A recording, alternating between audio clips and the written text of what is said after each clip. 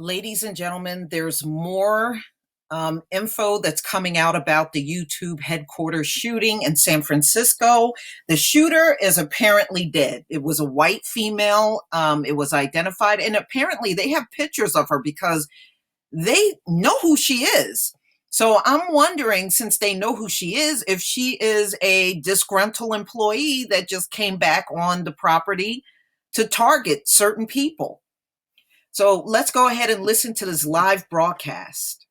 To employee or someone else from the outside coming in. Interesting to try to grab something from your workplace that you may need to use in self-defense if it comes to that. So there's the Department of Homeland Security has an entire section on its website to help people deal with workplace violence or an active shooter situation like this, so that you feel like at least you have a fighting chance. I believe this is a workplace like ours where weapons are not allowed, whether you have a concealed carry permit or not. A lot of these tech companies and a lot of the businesses here in California do not allow employees to carry their own weapons onto their workplace site, which makes this type of a gun-free zone an easy target. Let's also bring in Stephen Stock, our senior investigative reporter, who's been with us throughout the afternoon with more details regarding this YouTube shooting. Stephen, what do you have? Raj, we talked to a former Google employee who asked not to be named or even to tell where he was calling from. And he describes those stairs you see in that live shot there. It's now zoomed in past that. Those stairs go to the main lobby area where there is a receptionist. And then behind that, there's the stairs right there. That's the main lobby area. And then the receptionist behind that, there are locked doors. And the only way to get in through any of those doors is to have either an escort or a key card. And then as this camera zooms out, you see the roof as you described, the live roof. On the back side, Vicki Wynn was talking about it. That's where they gather every day for lunch, starting around noon for a barbecue. And as you can see, there's a low wall just at the top of the screen, and there's a parking deck. And this person who says he was there 2 or 3 times every week and knows the area well, says that is accessible and that there are lots of people that are often gathered there. You heard from the 911 tapes that there was discussion of a shooting there in that area. And so clearly the police officers are focusing on all of that. You also mentioned that the chief mentioned that protocol dictates that while they believe there in fact is only one shooter, they must go from room to room, office to office, and clear the entire building. That's going to take several hours because they have to do it methodically just in case there is another shooter. And I can also tell you that my sources in federal law enforcement tell me that in fact there are ATF officers on the scene as well as FBI officers on the scene, all helping with this investigation. You guys also mentioned about workplace shootings. We did some analysis using the FBI study of active shooter incidents in the United States. Unfortunately, this has become so common now, the FBI and the Bureau of Labor Statistics actually studies this phenomenon.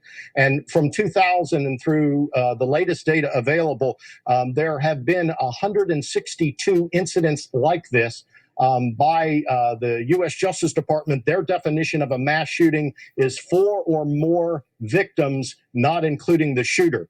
And the last couple of years, back in 2010, there were 26. It dropped off to about 10, but then in 2012 and 13, there were more than 15 of these active shooters. And the Bureau of Labor Statistics shows that back in 2016, there were some 394 people wounded in active workplace shootings like this. So unfortunately, this has become more and more common. Although I did point out earlier before you all came on the air that statistically, this is still less than 1% of all gun place violence in America, but it certainly is gaining more and more attention throughout our nation. Okay, Stephen Stock from the newsroom, thank you. What you're seeing now is some previous footage just about an hour ago from our Sky Ranger. You see presumably a lot of the YouTube employees there with their hands up in the air because at that point, they weren't sure exactly who the shooter was or if there were multiple shooters. But at this point now, at nearly 3 in the afternoon, they believe that the lone suspect, a female, has been dead. Again, we're going to re-loop this video for you. You see those people there with their hands up being escorted away from the crime scene. We also want to pass along about 3 minutes ago, President Trump issued a tweet, and we'll just read it to you verbatim. This is from the president was just briefed on the shooting at YouTube's headquarters in San Bruno. Our thoughts and prayers are with everybody involved. Thank you to our phenomenal law enforcement officers and first responders that are currently on the scene. Again, that is Donald Trump, the president, tweeting just about 3 minutes ago, and he has been briefed. And according to his own Twitter feed, says he is monitoring the situation. San Bruno police is involved, the CHP, the FBI, and the ATF. And sadly, we've gone through this before. Just last month in Yountville, we know the protocol here. We kind of know what to expect in these next several hours, and that includes the update on the victim's condition, the motive of the shooter and why she would do such a thing, and then throughout the investigation of perhaps security there at the YouTube campus. Could it be improved, and really overall security at these high-tech firms throughout the Silicon Valley? Because, Vicki, that's one thing we haven't done.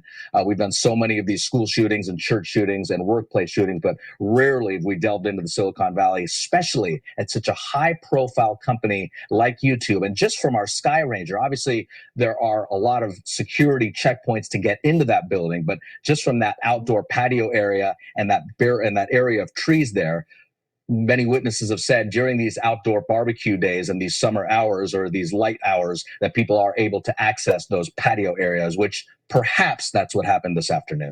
And Raj, we're just getting an update from Stanford Hospital. No patients transported there. So according to Chief Barberini, we're talking about 4 people injured in this shooting. It appears they were all taken to the level 1 trauma center at San Francisco General Hospital. While there are closer hospitals, including Mills Peninsula, this is a situation where you need a level 1 trauma center because they are able to respond to critical injuries and provide that intensive emergency care. Now, we understand Anusha Rasta is on the scene. She spoke to some witnesses earlier at the Carl's Jr. Anusha, what have you learned since you last spoke with us? Well, we are near the intersection of Cherry and San Bruno, and that's sort of where the heavy police presence begins on this side. And from where we're standing, you can see part of the YouTube building, that big glass building. And right next to it is the Carl's Jr. Now, I spoke to 2 witnesses. One out of the 2 says that he was waiting in the Carl's Jr. drive-through line, waiting to order food when he heard many, many shots being fired. He says the shots were so loud and so strong, it felt like the shooter was close to them, although he did not see anybody with a gun. He says because of that force of the gunshots and the noise that he knew immediately what it was. Now, he says that he saw 2 women shot, one woman shot in the leg, who he tells us came into the Carl's Jr. and folks in the restaurant, the employees were helping control her bleeding. He says he saw a second woman who was shot, according to him, as many as 10 times, who was laying in the courtyard of that YouTube building and was not moving. That was his experience. Now, I also spoke to a second person.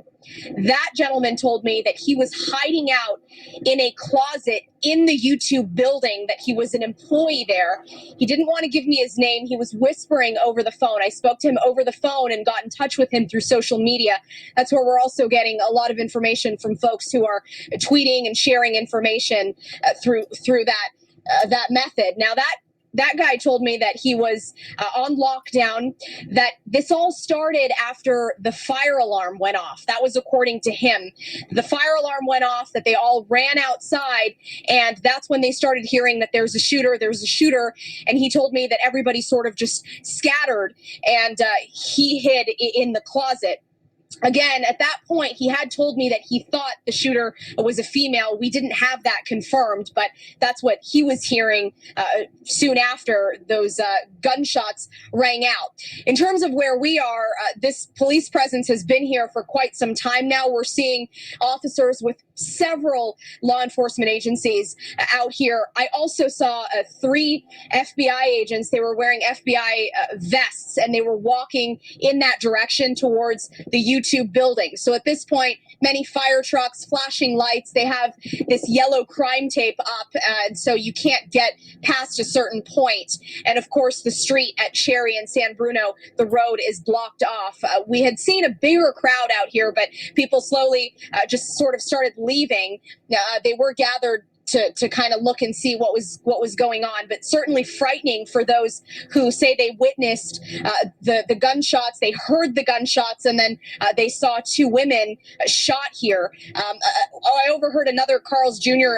employee sort of talking with his coworkers, describing that same thing: a young woman shot in the leg who came into the restaurant. So we're going to stay here. We're going to gather more information for you, and we will check in just as soon as we get more. For now, back to you. Anusha Rasta for us there on scene. Anusha, while we have you, just the surrounding streets, are they all closed down? We'll try to get Anusha back. We'll go back to our helicopter here. But if Anusha, if you can still hear us, are the surrounding streets Yes. closed as well? The only street that's closed is Cherry at San Bruno. Besides that, traffic is, I can see it from here, and if we could turn the camera, you could see it too. It's not a great shot, but traffic is flowing pretty decently. The road, however, at the Cherry at San Bruno, that road is closed off. That's, of course, the way into the YouTube campus. And so you see officers there right now. Some folks who sort of come occasionally, they gather around, take a look and see what's going on, but they are not really allowed to continue down Cherry. Again, this is past San Bruno towards the YouTube building, Raj. So the other roads are open, and we're not seeing any traffic problems from where we are. People are being pretty mindful, respecting the officers who are out here sort of directing traffic, making sure that there aren't any issues on that end of things. It sounds like it is a busy situation, but at least limited, cordoned off to that area around the YouTube and Walmart e-commerce businesses, because that's a very busy area. You've got the Bay Hill Shopping Center. You have a Starbucks over there, a Chili's Grill and Bar. I mean, the Commodore Park, which is a popular area, and a lot of residential homes. So folks are being allowed, it sounds like, to get where they need to go, as long as it's not in that Cherry Avenue area. Anusha, thank you so much for that report. We are going to keep you there, get some more information. At this point, we're going to show you some new video now. This is coming into our newsroom. This shows, we're talking about 1,000 people who work at this YouTube company. And as you can see, they're gathered out front after running out of the entrance of the building. Some we saw earlier with their hands up. And at this point, everyone on their phones, it looks like, contacting their loved ones to let them know that they are okay. I think you go through this, and we do here at NBC, and everyone who goes to an office or a school, that you hope it doesn't happen at your area and your office or your work, but it did today at YouTube headquarters. If you're just now joining us now, I'm Raj Mathai alongside Vicky Nguyen. Here's what we know. If you're just tuning in, at around 12:45 this afternoon, the initial calls came in to San Bruno police from YouTube headquarters. Several calls that there was an active shooter, a female shooter there on the YouTube campus. Here's what we know now. One person has died. That female shooter, the suspect, with a self-inflicted gunshot wound. Several patients are now at SF General and at Stanford, from what we believe, but we will check in to make sure those numbers still are active. We don't know their extent in terms of their condition. And actually, we can update that right now. Only patients that have been transported only to SF General. No victims, no patients have been transported to Stanford. So that female suspect is dead. We do not know her motivation, why she came onto the campus. We do not know if she's a YouTube employee or perhaps a former employee or in any way connected with anyone at YouTube. The FBI is on site, ATF, and of course CHP and San Bruno police. And President Trump has tweeted saying he is actively following this story. And keep in mind, it's 6 o'clock Eastern time at the White House. And he's not the only one weighing in politically. Nancy Pelosi also tweeting, Raj, my staff and I are closely following developments from the active shooter situation at YouTube headquarters in San Bruno. Thank you to our heroic first responders. Our Bay Area community and all American communities deserve real action to end gun violence. That's a tweet from Nancy Pelosi. This is Dianne Feinstein now. My stomach sinks with yet another active shooter alert. I'm praying for the safety of everyone at YouTube headquarters. And to update on the victims, the public information officer from San Francisco General Hospital, that's Brent Andrew, is saying that the hospital has received a number of patients with gunshot wounds. We now know that is 4 patients. And from Anusha Rasta's report just now, with an eyewitness from the scene, he said he saw 2 women with gunshot wounds who made it out of the building and somehow got to a Carl's Jr. restaurant where employees were helping to staunch the bleeding on one woman who was suffering a gunshot wound to the leg. They used napkins to help her. He said he thought that the other woman suffered from multiple gunshot wounds.